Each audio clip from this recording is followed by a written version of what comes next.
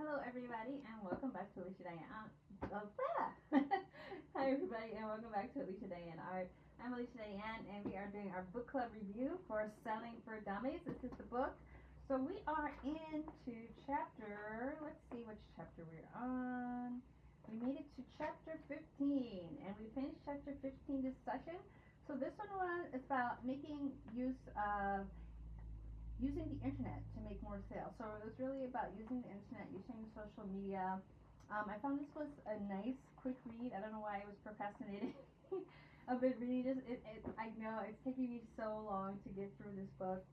It's just because it's a long one and it's very like strategic. So I have to be more disciplined. But there are so many helpful tips. I actually was taking a lot of notes while I was reading this chapter, and like it reminded me and prompted me to do like so many things. I'm like, oh, I should have this on my website. Oh, I should make that link easier to get to. And it just prompted me to think of little ways that I could potentially be missing out on sales when like I'm like, all right, this is easy to fix. So this is something I should do. So something I should keep in mind. So I do think this was a helpful chapter, even though I felt like some of the language he uses was a bit dated or talking to like older people probably who are not as familiar with the internet. But I still feel like even for a millennial, it was still a really helpful chapter. So first thing I highlighted in this chapter was it says I strongly suggest that you adopt the social media tools as your best friend. Second to the pen or whatever your client is using to sign the contract, sign the agreement. Actually, that you should be the term you should be using for a contract. So I thought that was a really good thing. Like you should use social media as your friend. Like don't neglect it, don't resist it. I mean, I know a lot of my generation is very into the social media, but a lot like me, I think a lot of people my age and a lot of millennials and even Gen Z are like, some of us are just tired of it and don't want to be bothered with it and just we might go in there to scroll every once in a while, but we really just kind of resent and even resent that because we just, I think it's it can be like a burnout. So I tend to like to avoid social media because I don't really enjoy it that much. But I do think that there were some good tips that made me feel like, okay, maybe can be something I can apply in some way, even if I do feel like it'd be the most effective to have someone else. If you can hire someone in your family, that's what I'm trying to think of now. It's like maybe I can hire someone in my family. If you're an artist and you're not making it like tons of money to hire like a professional marketer, maybe you can hire someone that's a little bit that's young and understands it and can maybe just help you out with posting and won't charge you crazy amount. All right, another thing. It says, although it's caused to distraction for some people and because social media is truly an empowering tool. And it says, always consider the source that you get from your information from online. So obviously, fact checking basically. The things that you get before you share them, like if you run into an article and you want to share it with everyone on LinkedIn, make sure that you're getting your information from a reliable source. I think that's pretty straightforward. It says do your best to limit your non-business time. So it suggests 30 minutes a day. I think that's really good. I actually have a 15-minute timer on my phone, and I think it connects to my iPad as well. 15-minute timer for Instagram so that I don't have to think about it. Like, oh, I'm like, it reminds me right away. Like, okay, you have 5 minutes left. Like, don't spend too much time on social media. So I think it's a good thing to have timers for yourself. Obviously, I'm a grown woman, and I'm sure you're a grown woman too, or a grown man, or grown whatever you identify as. Like you still like put timers on your social media so that you're not wasting time because I think that is where it can become more of a hindrance than a help. Also, it says look for your industry associations on LinkedIn, on Instagram. I think that's also like a good point. I think that's something that most of us do as professionals, but I think it's something to be cautious of, especially if you're a young artist. I know a lot of young artists don't necessarily think to follow like the industry online and on social media, and I think it's something that to be aware of. The earlier in your career, the better. If you can like follow follow the industry magazines, follow the companies, the up and coming companies. I think those are good things to keep an eye on, because you never know when they might be working on something that is right up your alley. You may want to reach out to somebody, you might want to share something that gets more attention that is related to your industry. So make sure you follow people and organizations attached to animation, illustration, whatever industry you're in. I'm been very heavily on the animation side, but I'm starting to get more and more on the side of learning publishers, children's book publishers, organizations for children's book illustrators. That is the industry that I want to connect more with and want to find more resources for that. So just keep those types of things in mind. You might even find an agency or an agent, like vicariously, like when you go down the right rabbit holes, you end up finding things that you can actually use. Alright, so it says many companies handle customer service via social media, and I think this was a good point that I made.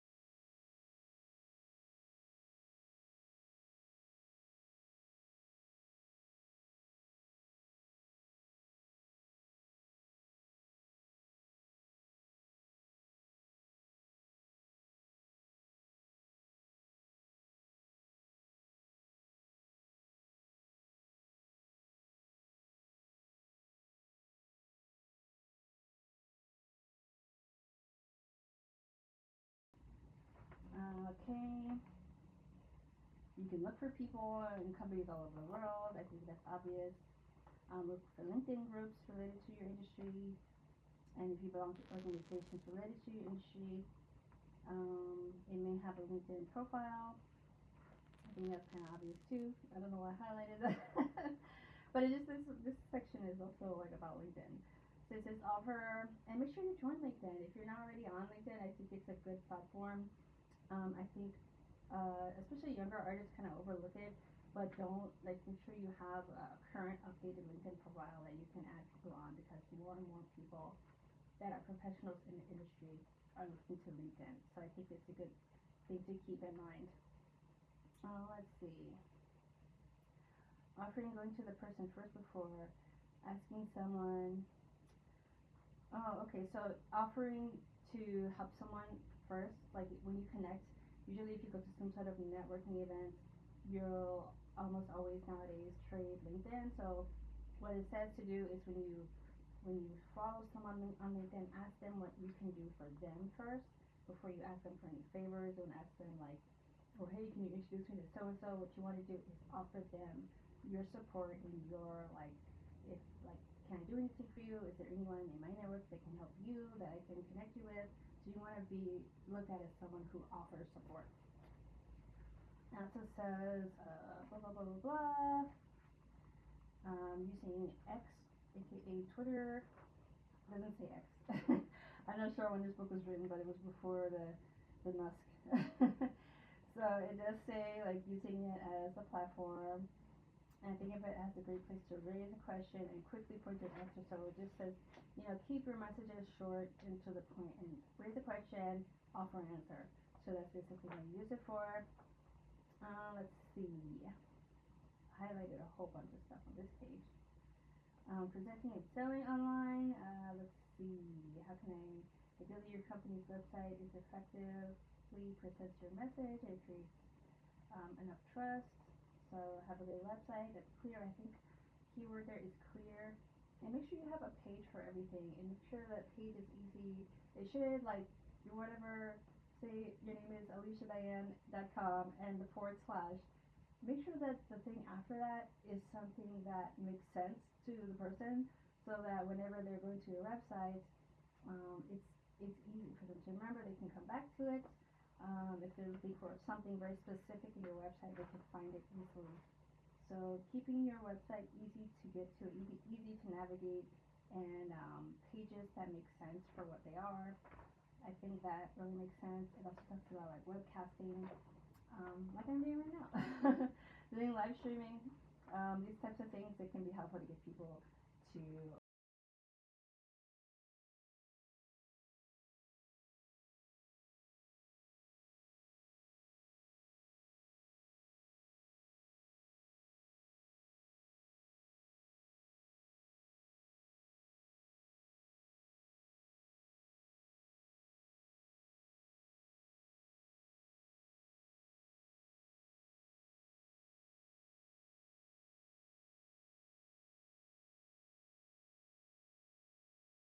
I'm trying to lean also into the realm of making things shorter and concise and more specific, because I tend to do like my longer live streams, but I'm trying to start to lean into the area of shorter, more specific, and more pointed to um, problem solving.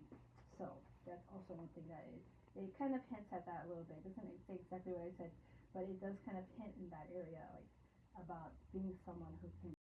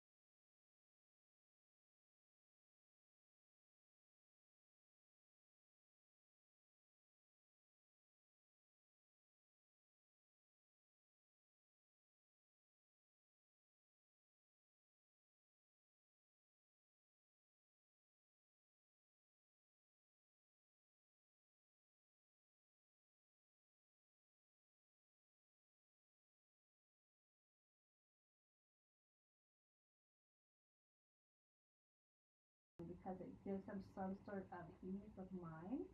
Because regardless, in any sales transaction, there's a level of anxiety, I think, with people letting go of large amounts of money or a certain amount of expectation or whatever it is, they're letting go of something.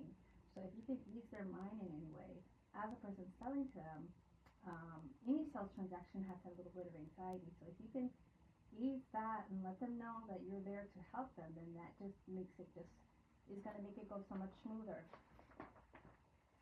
And lastly, for this chapter, it says make sure you send like thank you notes. When somebody adds you on LinkedIn, it just helps you to stand out. It's something that I don't even really think about that much, but it does make sense to like just to send a little note, because somebody can make you stand out. I noticed that actually when I was at a networking event, and I was, a lot of people were sharing Instagrams, and we were all trading Instagram and LinkedIn. But there was one guy who, and I didn't really like the guy. Honestly, he didn't make a great impression on me. He just didn't, for whatever reason, but he did send me a personal note, and he was the only one who sent me a personal note after I traded Instagrams with must have been like 20 people. But he sent me a note, and I was like, oh, that was nice of him. So even though he didn't make the great first impression of me, just sending that little note can make you stand out, and maybe even change the way somebody might have perceived you if you were feeling a certain way. Could have just been the day, you never know. Could have just been like, maybe you're not in a great mood, maybe your stomach hurts, whatever. Maybe your boyfriend just disappointed you in some way. Like, you know, you never know how you might rub raw someone. Wow, you might rub off wrong on somebody, but like just sending them a little note can kind of make up for it sometimes. So I think that's a good thing. It could kind of, and if you were on good standing with them in the first place, it will elevate you even higher. So I think that's a really great tip. And let's see, top people in the field of selling manage their lives. Also keep balance. That's what this section was talking about. Is the good thing about electronic devices and all these things and all this technology is all of it has an offsetting. So you make use of the offsetting, balance your time, and make sure that you spend time doing the things that you actually do love to do that are outside of social media. So I thought that was also very good and very helpful. And that is the end of chapter 15. And the next one we're doing is chapter, no, that was chapter 15. The next one is chapter 16, planning your time efficiently. Ooh, I need this one so bad. That's like my weakness. My biggest weakness is time management and planning. So if I manage my time well, I'll be posting that next week. So let's just hope for that. Thank you guys so much for joining me for this episode of Book Club Review.